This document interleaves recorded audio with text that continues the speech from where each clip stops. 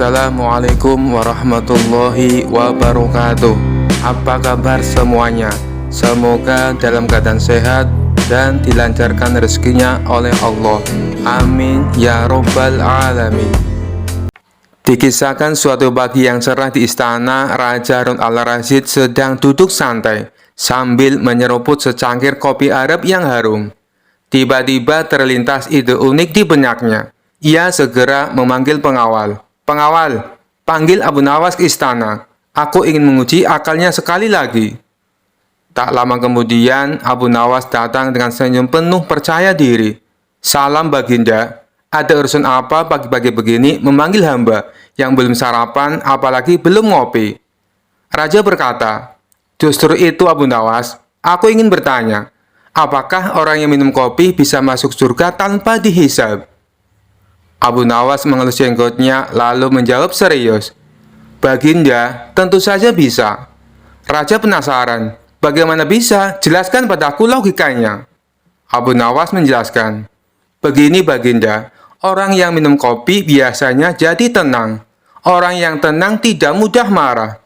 Orang yang tidak marah sabar. Orang yang sabar ya sudah pasti dekat dengan Tuhan." Raja terkekeh-kekeh. "Itu alasan yang terlalu puitis Abu Nawas."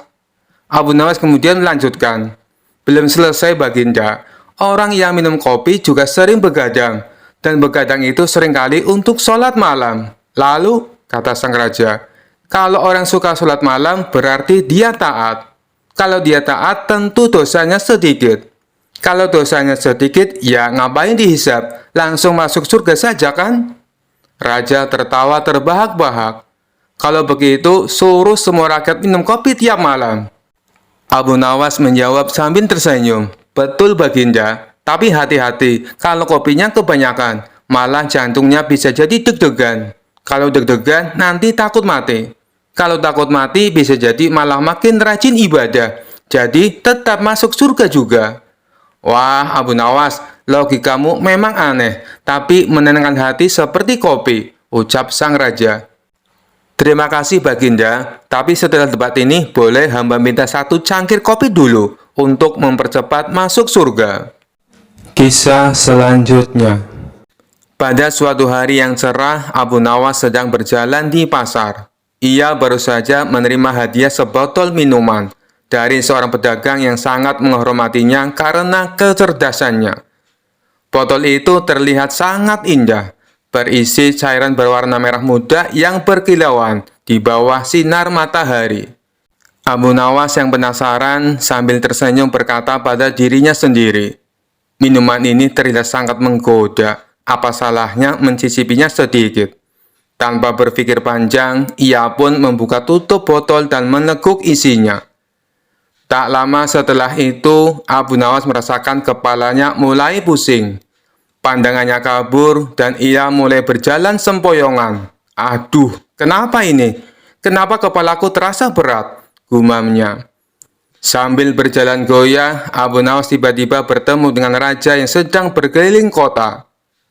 Melihat Abu Nawas yang sempoyongan, raja pun mendekatinya dengan rasa heran. "Abu Nawas, apa yang terjadi padamu? Mengapa kau terlihat seperti orang mabuk?" tanya raja sedikit khawatir. Dengan suara yang sedikit melantur, Abu Nawas menjawab, "Tuanku, hamba baru saja meminum sesuatu dari botol ini, dan tiba-tiba hamba merasa seperti terbang ke awan." Raja terkejut dan penasaran. "Botol apa yang kau minum itu Abu Nawas? Apakah itu minuman keras?" Abu Nawas sambil berusaha tetap berdiri tegak menggelengkan kepalanya dengan dramatis. "Oh tidak tuanku, ini bukan minuman keras. Ini lebih dari itu. Ini adalah minuman keajaiban." Raja yang semakin penasaran bertanya, "Keajaiban? Bagaimana mungkin sebotol minuman bisa membuatmu sempoyongan seperti ini?" Abu Nawas dengan gaya yang sangat dramatis menjawab, "Minuman ini membuat hamba melihat dunia dengan cara yang berbeda. Tadi hamba melihat kucing terbang, dan sekarang hamba merasa bumi berputar lebih cepat dari biasanya." Raja tertawa terbahak-bahak melihat tingkah Abu Nawas yang terlihat seperti sedang mabuk berat. Namun di balik tawanya ia mulai curiga. dan ingin tahu lebih lanjut tentang apa yang sebenarnya terjadi pada Abu Nawas. Abu Nawas, biarkan aku mencicipi sedikit minuman itu. Aku ingin tahu apa yang membuatmu seperti ini. Abu Nawas yang sedang limbung dengan cepat menyembunyikan botolnya di balik jubahnya dan berkata, "Oh tuanku, hamba tak bisa membiarkan tuanku minum ini. Minuman ini hanya untuk orang-orang yang kuat seperti hamba.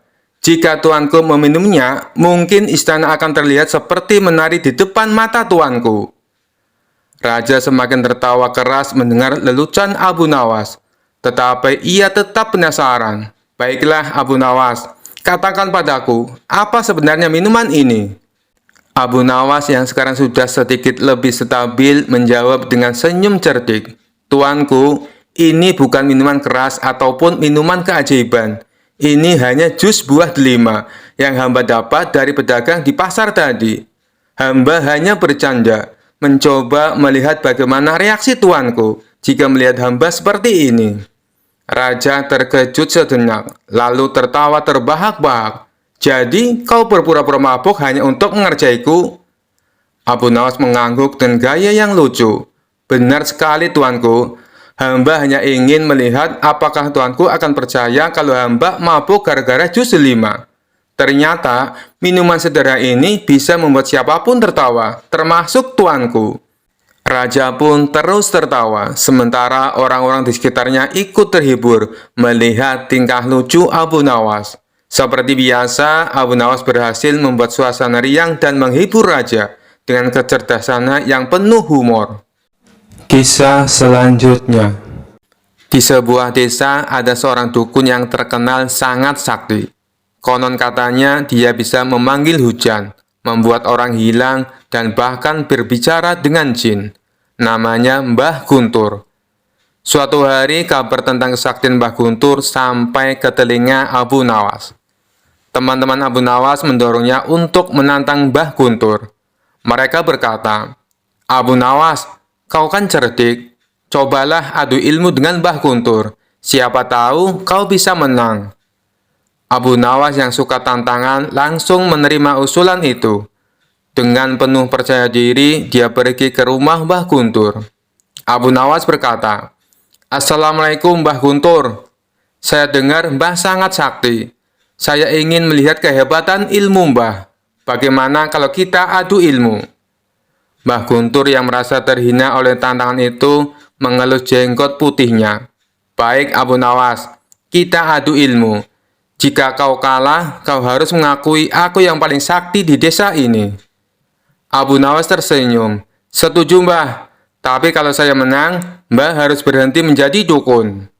Mbah Guntur menyetujui tantangan itu, dan mereka pun sepakat untuk memulai adu ilmu. Babak pertama, ilmu terbang. Mbah Guntur berdiri dengan penuh keyakinan. Ia membaca mantranya, dan tiba-tiba tubuhnya terangkat ke udara. Orang-orang yang menonton bersorak kagum. "Wah, hebat sekali Mbah Guntur, bisa terbang." Abu Nawas mengamati dengan tenang. Setelah Mbah Guntur mendarat, Abu Nawas tersenyum. Dia melangkah ke depan dan berkata, "Mbah, lihat aku bisa terbang lebih tinggi." Dengan percaya diri, Abu Nawas naik ke pohon besar di dekatnya, memanjat sampai ke puncak. Dari atas pohon dia berteriak, "Lihat aku lebih tinggi dari Mbah." Orang-orang tertawa terbahak-bahak melihat kelicikan Abu Nawas. Mbah Guntur tersenyum kecut, tapi dia tidak pernah menyerah. Babak kedua, menghilangkan orang. Mbah Guntur lalu menantang Abu Nawas lagi. "Sekarang, lihat aku akan membuat orang hilang." Ia memanggil salah satu penduduk desa, membaca mantranya. Dan dalam sekejap, orang itu hilang dari pandangan. Orang-orang tercengang, tak ada yang tahu kemana orang itu pergi. Abu Nawas terdiam sejenak. Lalu dengan cepat dia berdiri dan berkata, "Wah, hebat sekali Mbah. Tapi aku bisa membuat lebih banyak orang hilang." Abu Nawas lalu berdiri di tengah kerumunan dan berteriak, "Orang-orang, pulanglah ke rumah masing-masing, sekarang juga." Dalam beberapa menit, semua orang di tempat itu pergi. Abu Nawas tersenyum dan berkata, "Lihat Mbah, Aku telah membuat seluruh desa hilang." Mbah Guntur semakin bingung melihat kelicikan Abu Nawas. Namun, ia masih punya satu ilmu pamungkas. Babak ketiga berbicara dengan jin. Mbah Guntur kemudian berkata, "Sekarang aku akan menunjukkan ilmu tertinggi. Aku bisa berbicara dengan jin." Ia mulai membaca mantranya lagi, dan tiba-tiba terdengar suara gemuruh dari dalam tanah. "Ini suara jin pelindungku," kata Mbah Guntur sambil bangga. Abu Nawas mengangguk dengan tenang. Ia menempuk-nempuk tanah sambil berbisik, "Hei jin, bantu aku sedikit ya." Tentu saja tidak ada yang terjadi. Tapi kemudian Abu Nawas berteriak, "Jin, jika kamu benar-benar ada, tolong bawa Mbah Guntur ke pasar dan beli sebakul sayur."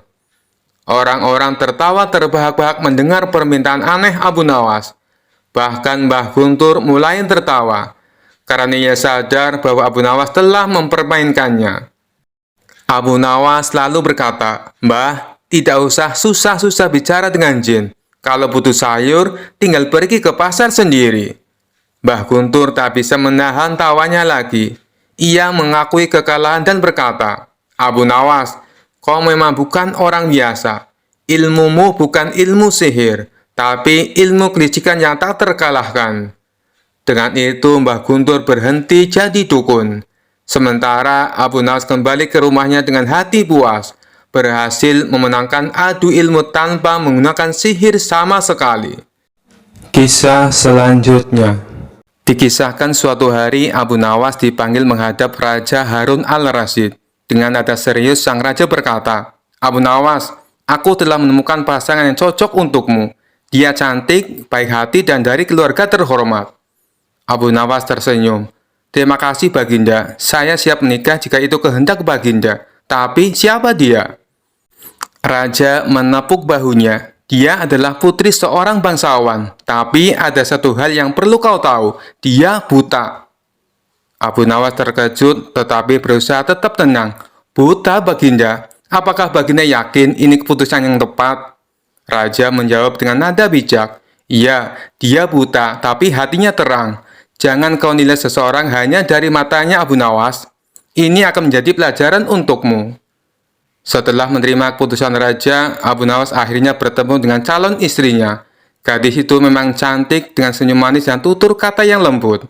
"Abu Nawas," kata gadis itu, "aku tahu kau dipaksa menikah denganku, tapi aku harap kau ikhlas menerima keadaanku."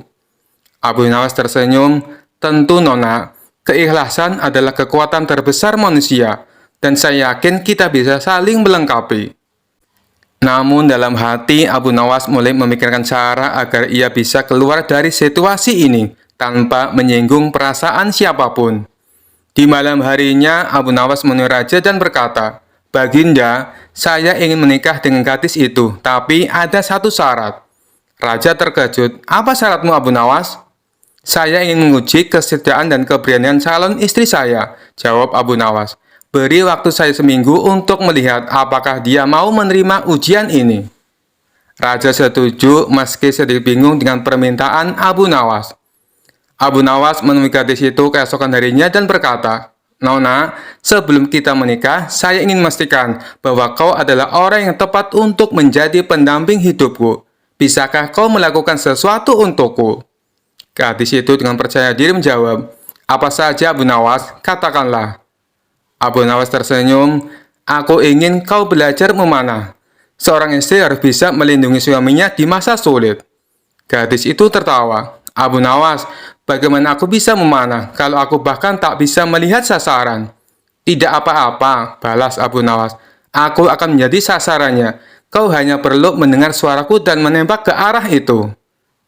Setelah seminggu belajar, gadis itu benar-benar mencoba memanah Abu Nawas.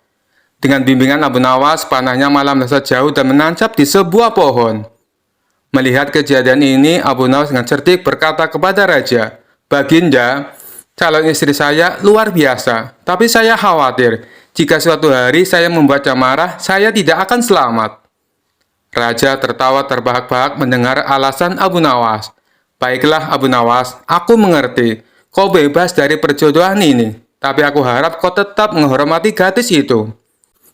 Akhirnya Abu Nawas berhasil keluar dari pernikahan itu tanpa menyakiti perasaan siapapun. Kisah selanjutnya. Suatu hari, raja yang terkenal iseng memanggil Abu Nawas ke istana.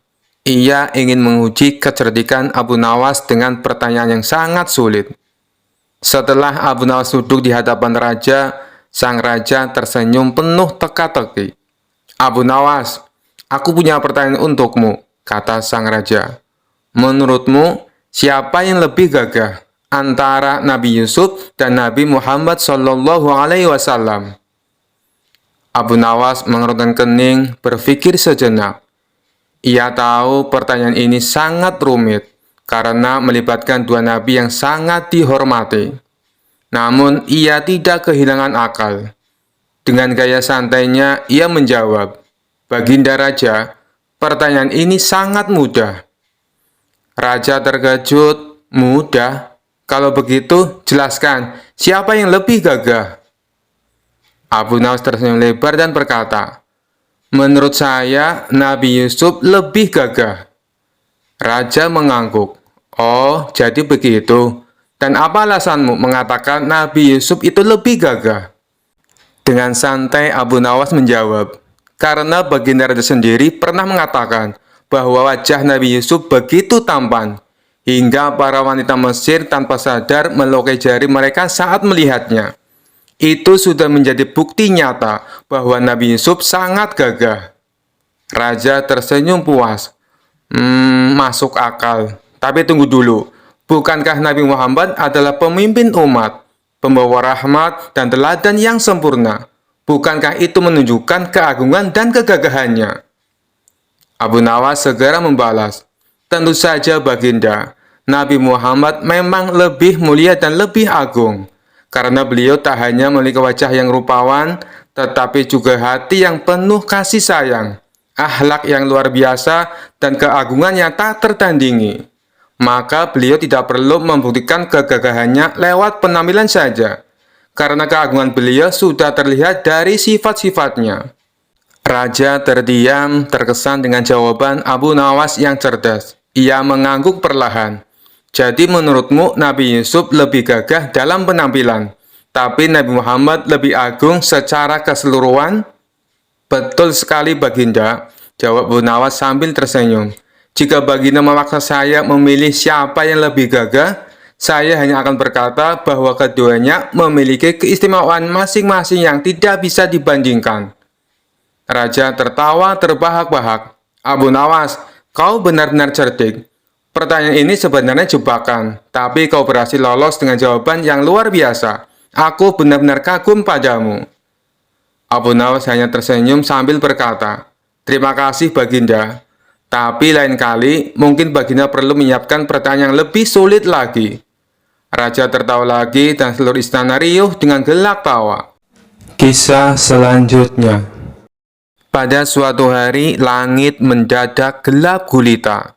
Terjadilah gerhana matahari yang membuat seluruh penduduk kerajaan panik. Raja pun memanggil para penasehatnya untuk mencari tahu apa yang terjadi. Di tengah kerumunan, Abu Nawas tiba-tiba berseru, "Wahai baginda, saya tahu apa yang terjadi." Raja yang penasaran langsung bertanya, "Apa yang kau tahu, Abu Nawas?" "Matahari sedang menangis baginda," jawab Abu Nawas dengan yakin. Mendengar jawaban Abu Nawas, semua orang terdiam. Ada yang tertawa, ada yang menggeleng-gelengkan kepala. Raja pun ikut tersenyum mendengar jawaban konyol Abu Nawas. "Mengapa matahari menangis, Abu Nawas?" tanya Raja penasaran. "Karena matahari merasa kesepian baginda. Ia iri melihat bulan yang selalu ditemani bintang-bintang," jawab Abu Nawas dengan polos. Raja dan para penasehatnya semakin terpingkal-pingkal mendengar penjelasan Abu Nawas. Namun Abu Nawas tetap bersikeras dengan jawabannya. "Kalau begitu, bagaimana cara kita menghibur matahari?" tanya Raja sambil menahan tawa. "Kita harus mengadakan pesta besar-besaran baginda." Jawab Abu Nawas. Kita undang semua bintang dan bulan untuk ikut berpesta. Dengan begitu, matahari tidak akan merasa kesepian lagi. Raja dan para penasihatnya semakin terpingkal-pingkal. Mereka tidak menyangka Abu Nawas bisa memberikan ide yang sangat konyol. Idemu sangat bagus, Abu Nawas, kata raja sambil menahan tawa. Tapi bagaimana caranya kita mengundang bulan dan bintang-bintang? Kita bisa menggunakan trompet ajaib, Baginda, jawab Abu Nawas. Dengan trompet ajaib itu, suara kita akan terdengar sampai ke langit. Raja dan para penasihatnya semakin bingung dengan ide-ide konyol Abu Nawas. Mereka tidak tahu harus berkata apa lagi. Akhirnya gerhana matahari pun berakhir. Langit kembali terang. Raja dan para penasihatnya pun lega. Terima kasih atas ide-idemu, Abu Nawas, kata raja sambil tersenyum. Meskipun ide-idemu sangat konyol, setidaknya kau sudah berusaha menghibur kami.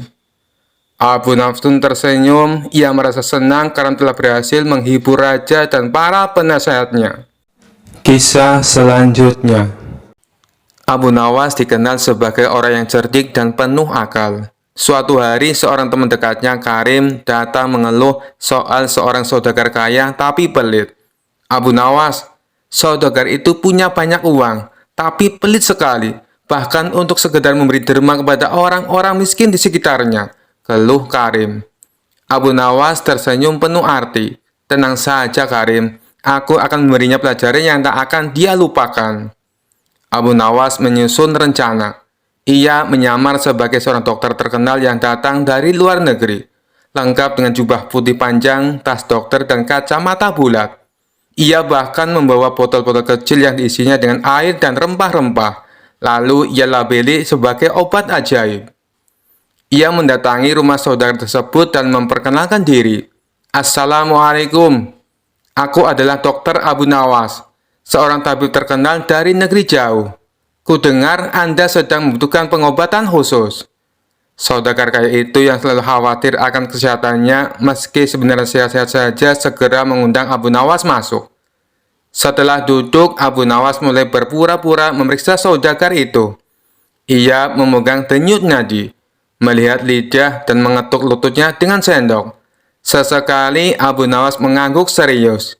Ya, ini serius sekali, kata Abu Nawas dengan nada tegas. Kau terkena penyakit pelitis akutis. Saudara itu kebingungan. Pelitis akutis? Penyakit apa itu, Tuan Dokter?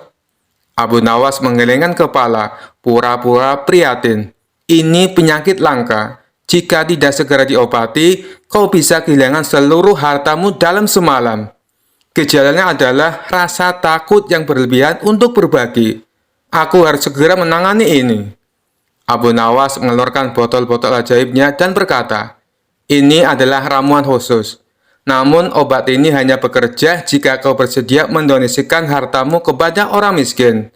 Semakin besar donasi, semakin cepat kau sembuh. Saudagar itu panik. Ia takut kehilangan hartanya, tetapi ia lebih takut terkena penyakit yang disebut Abu Nawas. Baiklah, Tuan Dokter, aku akan menyumbangkan sebagian hartaku.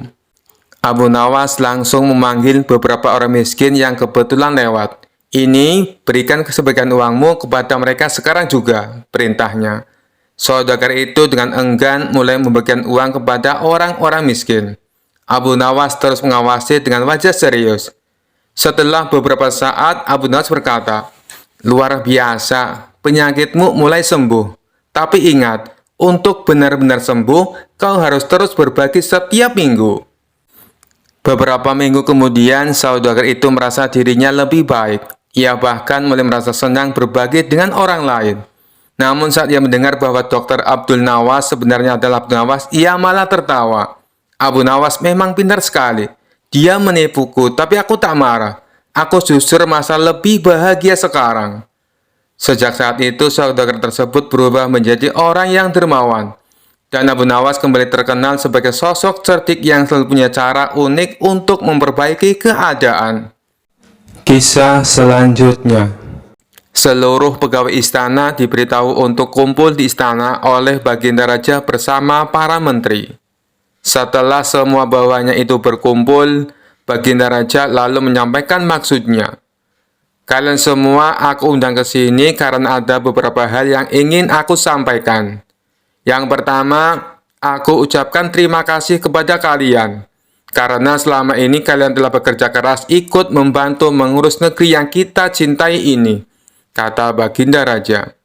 Yang kedua, hari ini adalah hari jadi negeri kita. Jadi sebagai rasa terima kasihku, kalian semua akan mendapatkan hadiah. Lanjutnya. Mendengar hal itu, para menteri bersorak kegirangan. Terima kasih Paduka Yang Mulia, kata salah seorang menteri. Di tengah suasana penuh kegembiraan, tiba-tiba salah satu menteri bertanya, Paduka Yang Mulia, bukankah Abu Nawas juga sering membantu menangani masalah yang ada di dalam negeri kita? Dia juga sering menghibur Paduka Yang Mulia. Tapi kenapa dia tidak diundang? Seketika Baginda Raja tersadar bahwa dirinya hampir saja melupakan seseorang yang sangat dikagumi akan kecerdikannya. Terima kasih wahai menteriku, kau telah mengingatkanku, balas Baginda Raja. Kemudian ia memerintahkan beberapa pengawal segera memanggil Abu Nawas.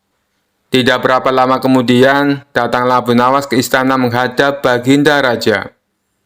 Sesaat Abu Nawas sempat terkejut, karena ia melihat tidak seperti biasanya. Seluruh menteri istana berkumpul tanpa ada satupun yang absen. Ampun Paduka Yang Mulia, ada gerangan apa Paduka memanggil hamba?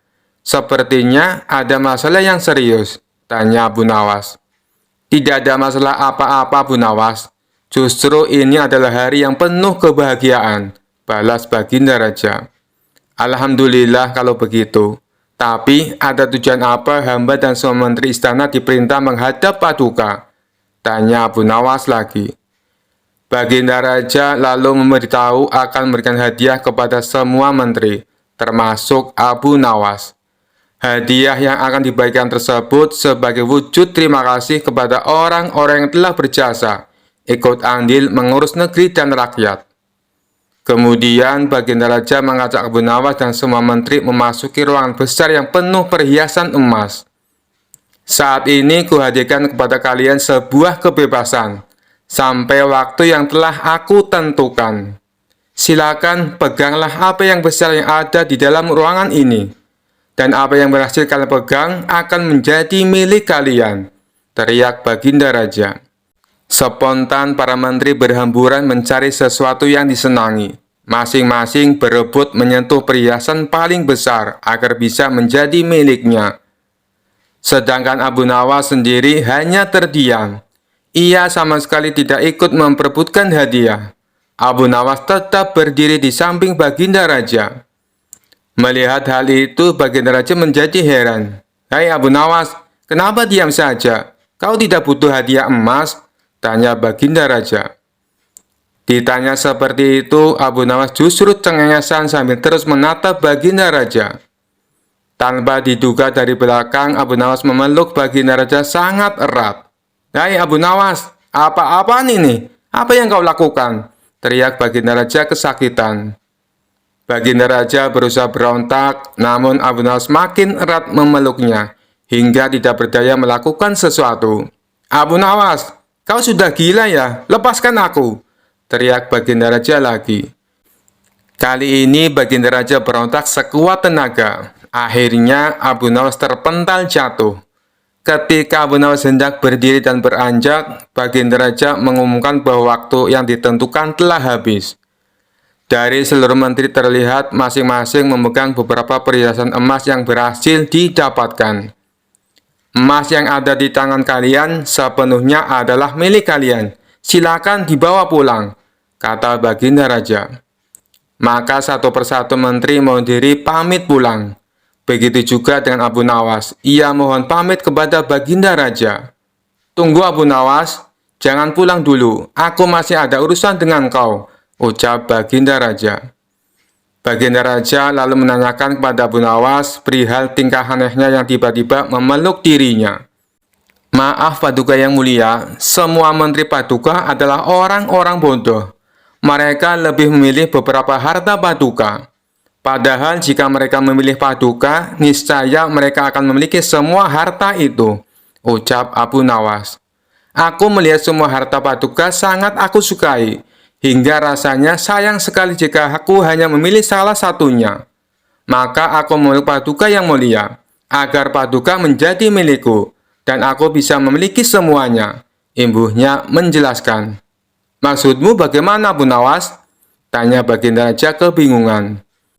Begini paduka yang mulia, kebanyakan manusia bodoh di dunia ini lebih memilih harta dunia ketimbang pemilik sejatinya, yaitu Allah Subhanahu wa Ta'ala. Banyak manusia berlomba-lomba hanya untuk mendapatkan sebagian kecilnya saja. Padahal kalau dia mau memilih dan memiliki Allah, niscaya bukan hanya semua yang ada di muka bumi ini yang akan menjadi miliknya, melainkan Allah pun akan menjadi miliknya.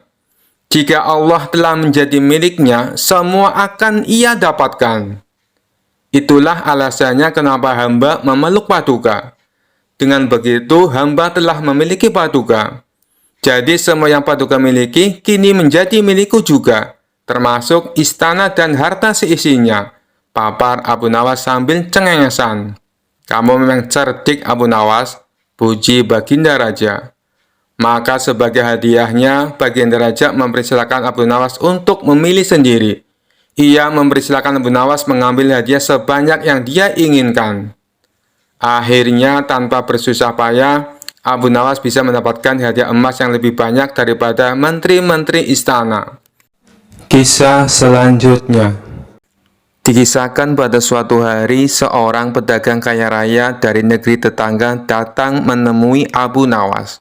Ia mendengar kabar bahwa Abu Nawas adalah seorang yang sangat cerdas, sekaligus seorang muslim yang taat. Pedagang itu merasa penasaran apakah Abu Nawas benar-benar sekuat itu memegang keyakinannya. Pedagang itu membawa sebuah koper besar yang berisi emas dan uang. Ia berkata kepada Abu Nawas dengan nada yang sangat meyakinkan, "Abu Nawas, aku akan memberikan koper emas ini lengkap dengan seluruh uang di dalamnya, jika engkau mau meninggalkan agamamu dan mengikuti keyakinanku." Abu Nawas menggaruk-garuk kepalanya seolah-olah sedang berpikir keras. Ia lalu memandangi koper besar itu dengan tatapan yang sangat serius. "Koper ini berat sekali. Apa benar isinya emas dan uang?" "Benar sekali," kata pedagang itu. "Semua ini untukmu, asal kau mau berpindah keyakinan."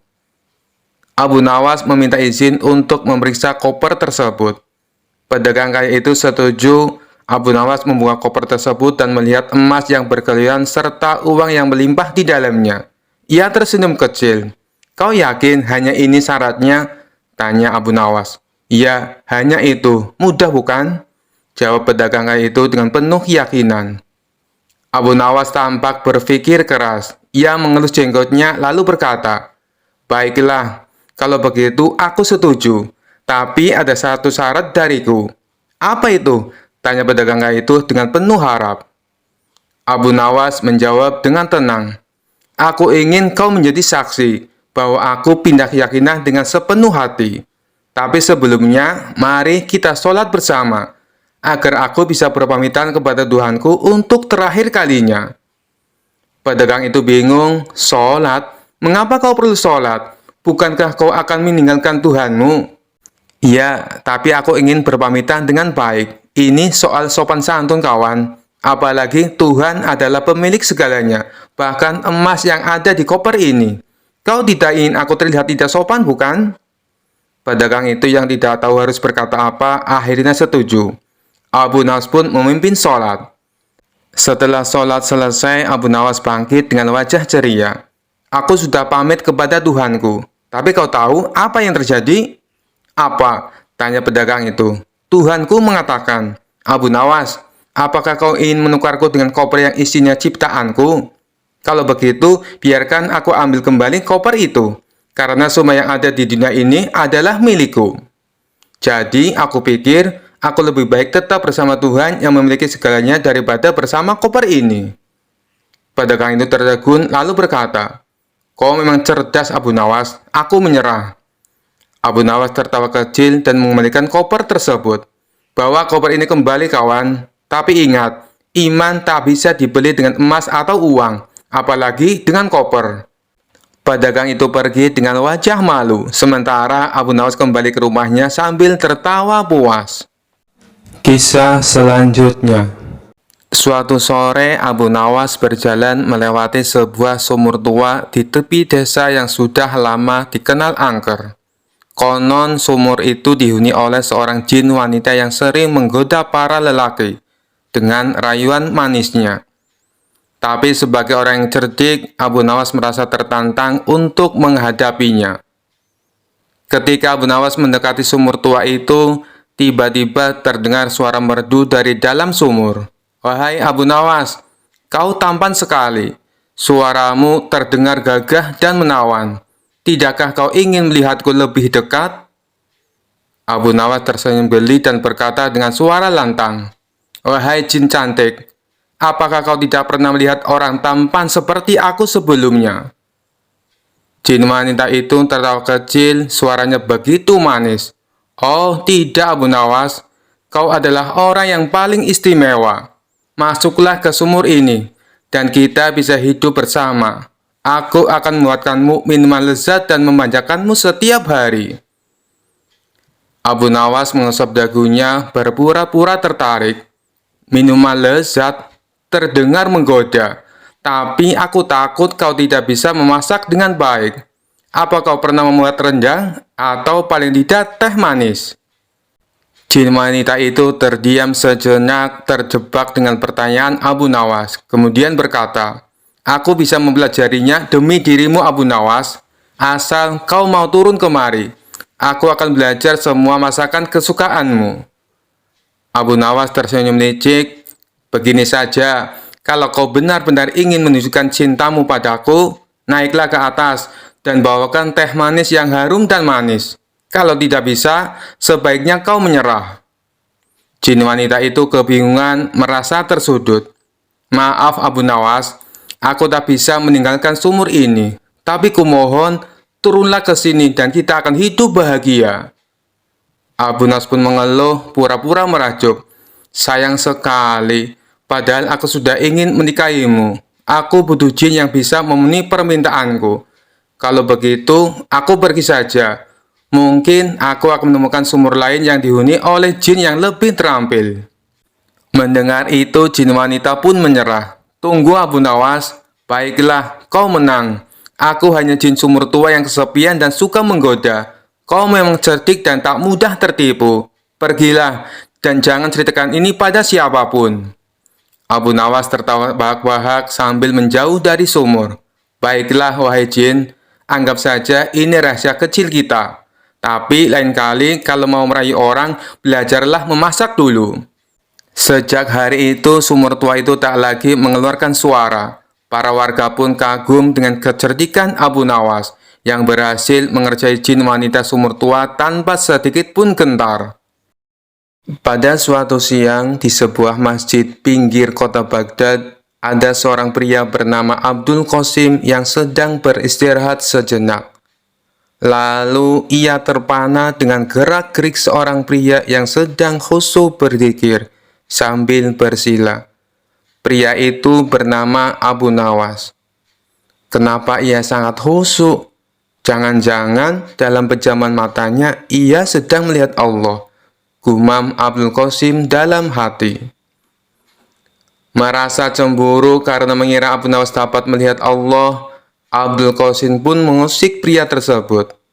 Ia duduk bersila tak jauh dari pria itu dan menunggu waktu yang tepat untuk menyapanya. Hampir setengah jam Abdul Qasim duduk menanti. Akhirnya Abu Nawas membuka mata dan menoleh pada Abdul Qasim yang tengah memandanginya dengan penuh kekaguman. "Ada apa gerangan? Kenapa kau memandangiku dengan begitu tajam?" ucap Abu Nawas. "Begini Tuan, saya perhatikan dari tadi, Tuan tampak khusyuk saat berzikir sambil memejamkan mata. Apakah itu artinya Tuan melihat Allah?" tanya Abdul Qasim. "Allah tidak dapat dilihat, tapi kehadirannya bisa dirasakan," jelas pria itu. Bagaimana bisa merasakan kehadiran Allah? Apakah ia sekarang ada di sini? Kenapa saya tidak bisa merasakan kehadirannya? Tanya Abdul Qasim. Sebelum kamu dapat merasakan kehadiran Allah, kamu harus menemukannya terlebih dahulu, jawab Abu Nawas. Abdul Qasim tersenyum girang. Sebenarnya sudah lama ia mengembara mencari Tuhan, namun ia tak pernah menemukannya. Setelah bertemu Abu Nawas, ia merasa benar-benar lega dan gembira. Terasa seperti menemukan kunci yang hilang. Lantas, di mana dan bagaimana saya bisa menemukan Tuhan yang selama ini aku cari-cari, Tuan? Tanya Abdul Qasim. Abu Nawas tersenyum. Lalu ia menyuruh Abdul Qasim untuk sholat 2 rakaat. Jika sudah selesai, ia meminta Abdul Qasim untuk menceritakan apa yang dirasakannya. Setelah mendengarkan perintah tersebut, Abdul Qasim lalu menjalankan sholat 2 rakaat. Setelah itu, ia mengatakan apa yang dirasakannya kepada Abu Nawas. Tuan, terus terang saja, selama sholat 2 rakaat, aku lebih banyak melamun, jawab Abdul Qasim. Sebenarnya saya melafalkan semua bacaan sholat, tapi pikiran saya melayang kemana-mana.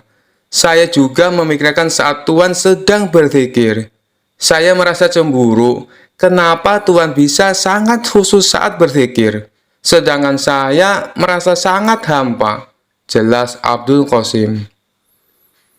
Abu Nawas kembali tersenyum, kemudian ia membuat kesepakatan agar keduanya bertemu lagi di distrik Qomti untuk mengembara mencari Tuhan.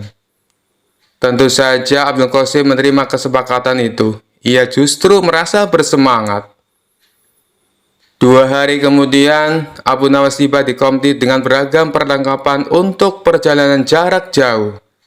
Dirinya punya tekad untuk tak akan pulang dari perjalanan sebelum temannya Abdul Qasim menemukan Allah.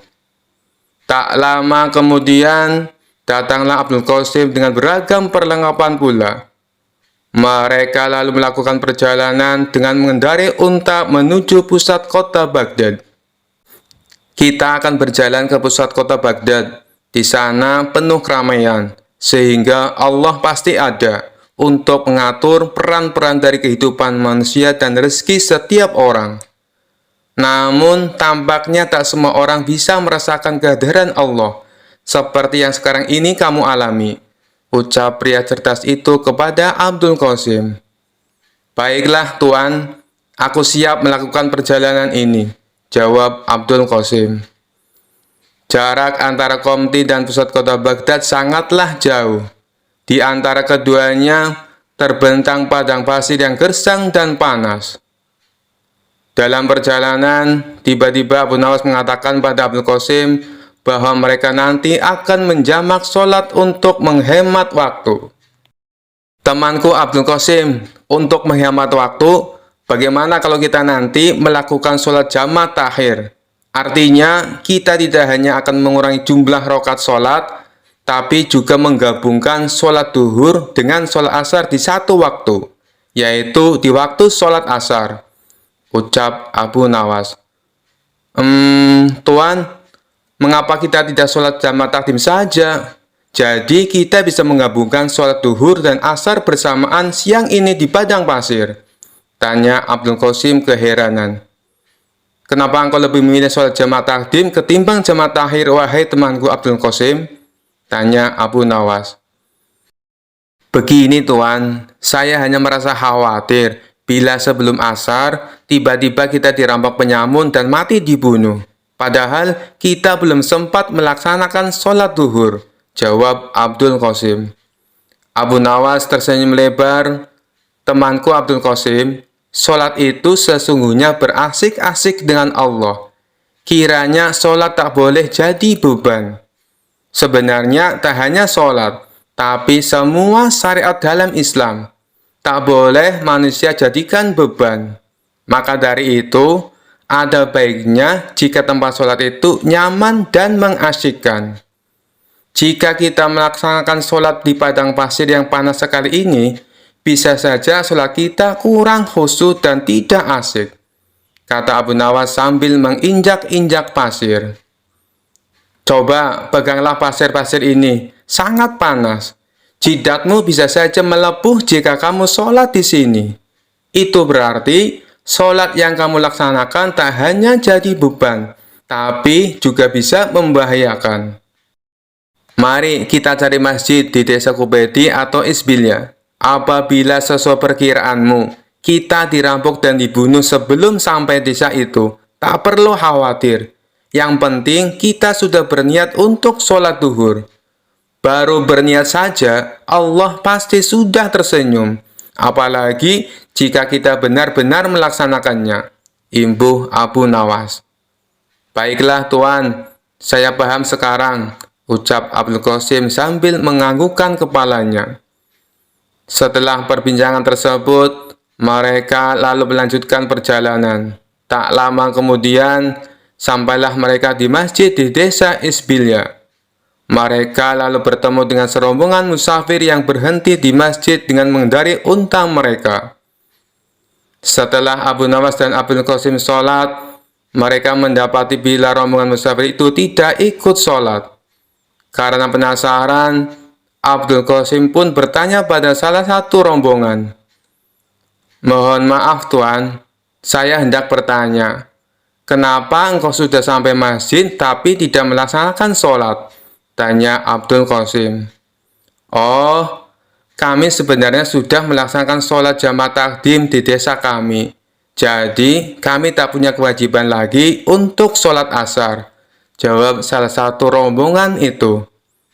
Lantas, mengapa kalian berhenti di masjid jika memang tak lagi punya kewajiban untuk sholat asar? Tanya Abdul Qasim penasaran. Oh, itu karena beberapa ekor unta kami tampak kelelahan. Jadi, kami berhenti sejenak untuk membiarkan mereka beristirahat di taman masjid ini. Islam mengajarkan kami untuk tidak berbuat zalim kepada semua makhluk, termasuk pada unta-unta ini. Benar begitu kan? Jawab kepala rombongan. Abdul Qasim merasa kagum dengan jawaban ketua rombongan musafir itu. Namun masih ada yang ingin ia tanyakan. Tuan, apakah engkau bersikap baik hanya pada unta saja atau pada semua binatang? Tanyanya. Ketua rombongan itu tersenyum lalu menjawab, jangankan kepada binatang, bahkan kepada pepohonan ini pun kami juga takut untuk berbuat zalim. Kita sholat untuk mencegah dari berbuat fahsyah dan mungkar.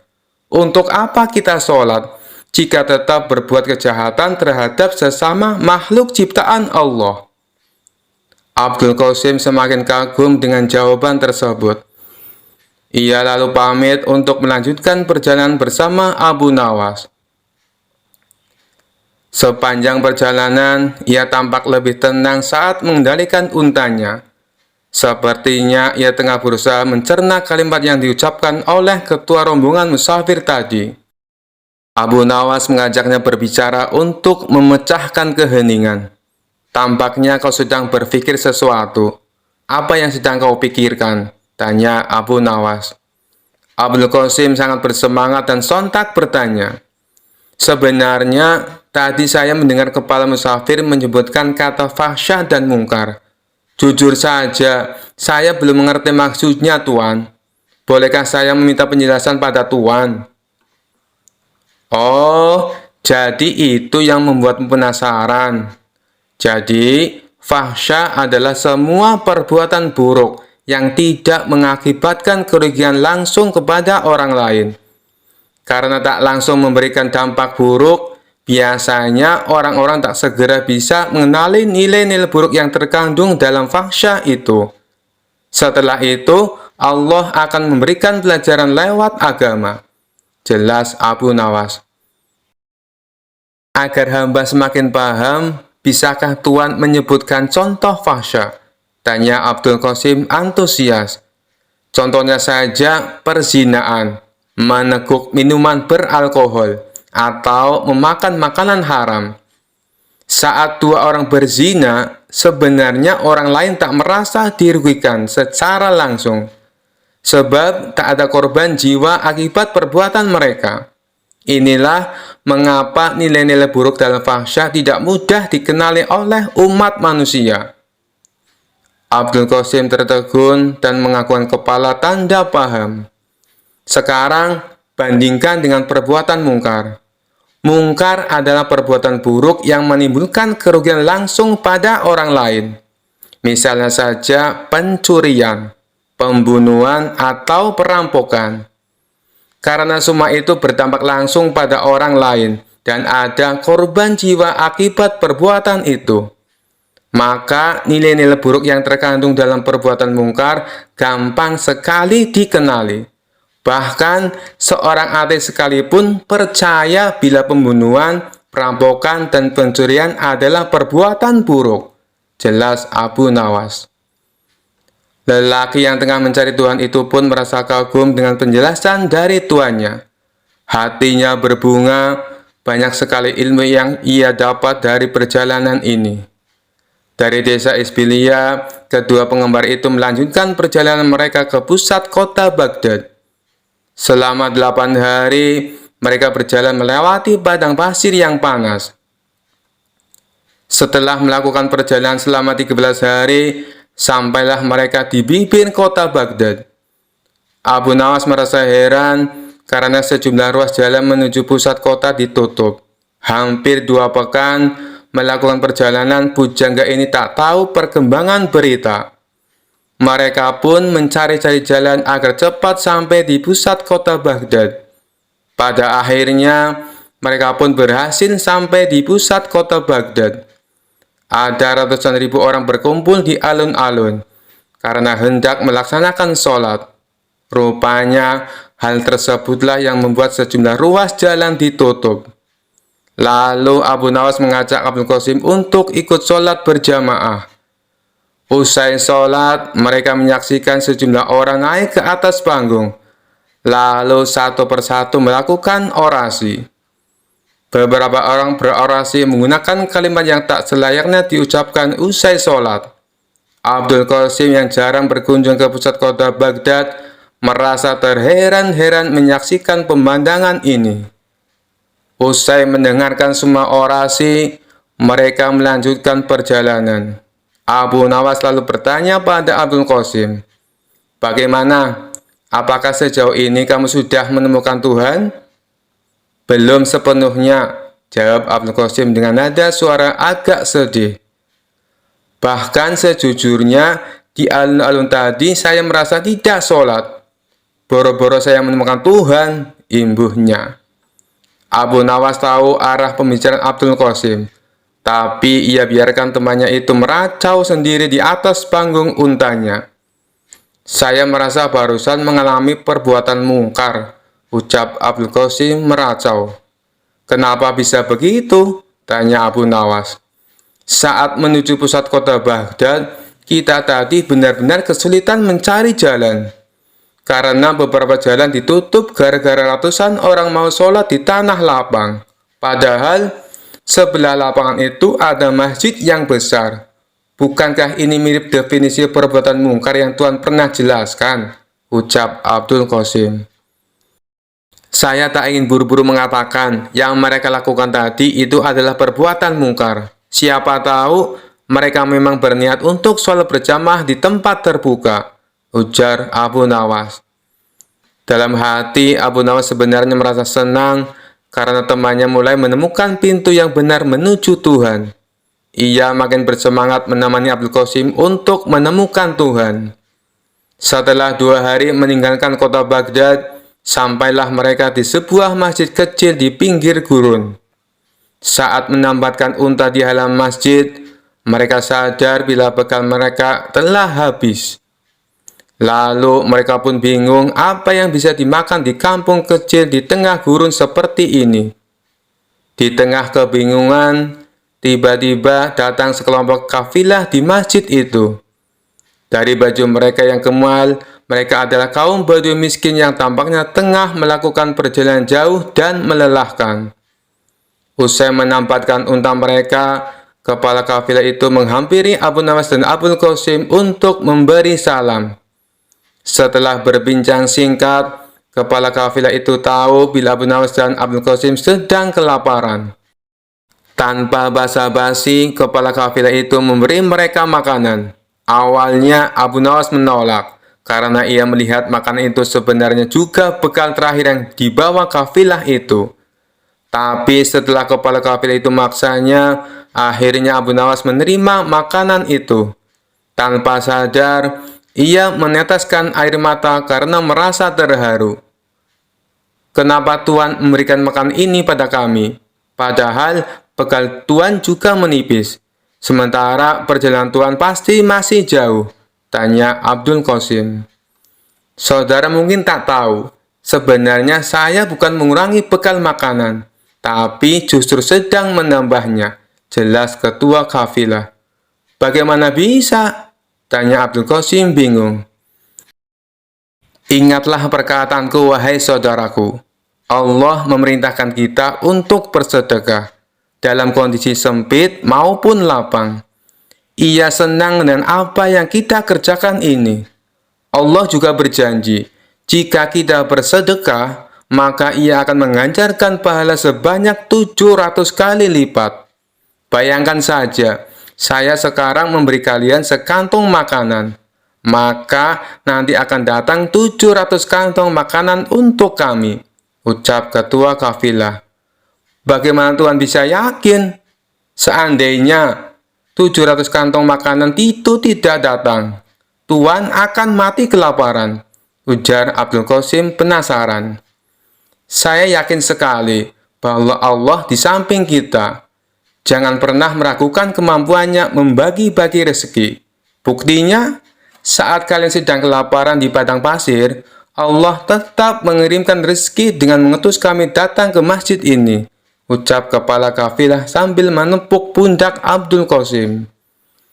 Lagi pula, jika Allah tidak memberikan 700 kantong makanan pada kami, pada nanti malam atau besok pagi hingga kami pun mati, saya lebih berbahagia lagi. Itu berarti Allah yang kami yakini selalu ada di samping kami. Akan segera kami jumpai dengan sepenuh keyakinan dan kebahagiaan. Imbuh ketua kafilah sambil undur diri untuk menyantap bekal terakhirnya. Sementara Abu Nawas dan Abdul Qasim menyantap makanan mereka dengan tetesan air mata. Saat senja tiba, rombongan kafilah itu mohon pamit. Lalu Abu Nawas dan Abdul Qasim mengantar kepergian mereka dengan syukur dan sukacita. Karena hari sudah semakin gelap, bagaimana kalau bermalam saja di masjid ini? Besok kita akan kembali ke rumah masing-masing, ucap Abdul Qasim. Apakah itu artinya kau sudah menemukan Tuhan, saudaraku Abdul Qasim? Tanya Abu Nawas. Benar Tuan, saya sudah menemukan Tuhan yang selama ini hilang dari saya. Tapi Tuan nikmati keberadaannya dalam zikir Tuan. Jelas Abdul Qasim yakin. Bagaimana bisa engkau tiba-tiba menemukan Tuhan, saudaraku? Tanya Abu Nawas penasaran. Sebenarnya, ketika hari pertama kita melakukan perjalanan, dan Tuhan berkata bahwa sholat harus mengasihkan dan tak boleh tersiksa menanggung beban, saya hampir menemukan Allah.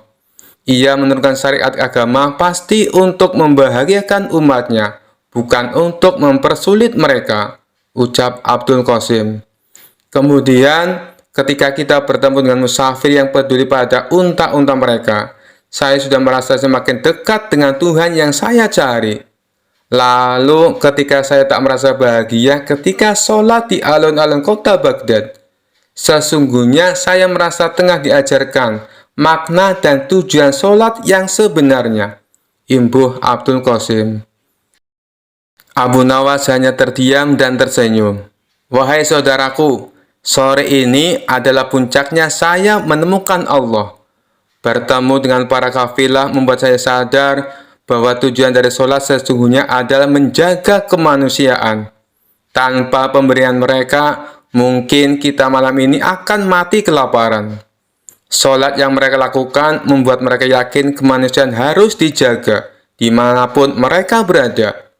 Sekarang saya semakin yakin mengapa Allah memerintahkan kita untuk sholat.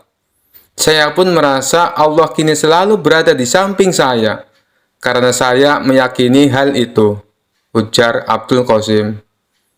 Abu Nawas tersenyum bahagia. Ia bersyukur karena akhirnya saudaranya dapat menemukan Tuhan, yakni di hatinya. Mereka pun bermalam di masjid itu. Keesokan harinya, mereka berpisah untuk kembali ke rumah masing-masing. Abdul Qasim berterima kasih pada Abu Nawas karena telah menemaninya mencari Tuhan. Sekian dulu perjumpaan kita kali ini. Sampai bertemu lagi di kisah-kisah selanjutnya. Terima kasih yang sudah subscribe dan setia menonton channel ini. Wassalamualaikum warahmatullahi wabarakatuh.